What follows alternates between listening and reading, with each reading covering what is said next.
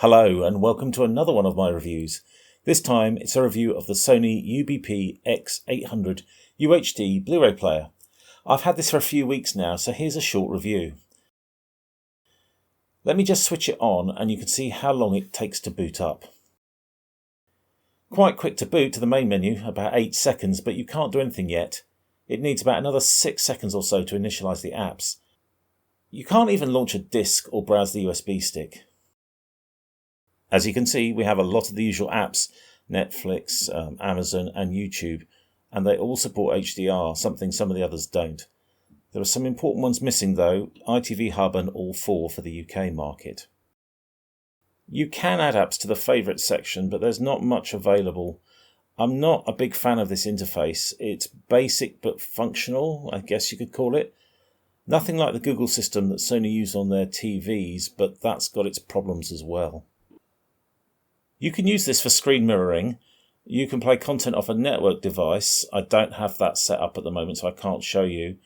Or you can play files from a USB stick. It's quite a good USB player.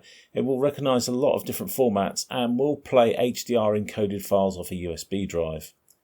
If I go and have a look here at some HDR test files I have, it kicks the TV into HDR without a problem.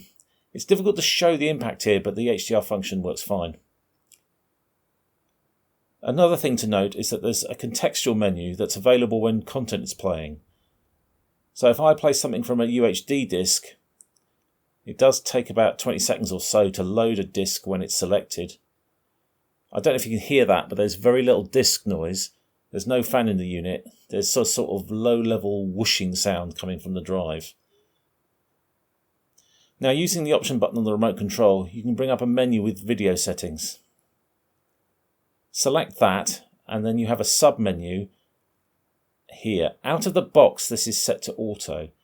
For best results, especially with a calibrated TV, you need to select direct. Auto can change some of the picture settings based on the content on the fly, and you don't want that. So let's have a closer look at the player itself. It's very basic. It's quite monolithic in appearance, like some of the Sony TVs from about 7 years ago. It weighs quite a lot though, at about 3.8 kilos, which is just over 8 pounds. It's a metal chassis with an internal brace. It certainly feels quite solid. There's no display on the front, just a flap which pops open to load the discs. There are 2 buttons, power and eject, and a plastic flap on the front which pulls out to reveal a USB socket. It's pretty sparse on the back, an Ethernet socket, 2 HDMI sockets and a coaxial digital output, nothing like the socketry you get on the Panasonic 900.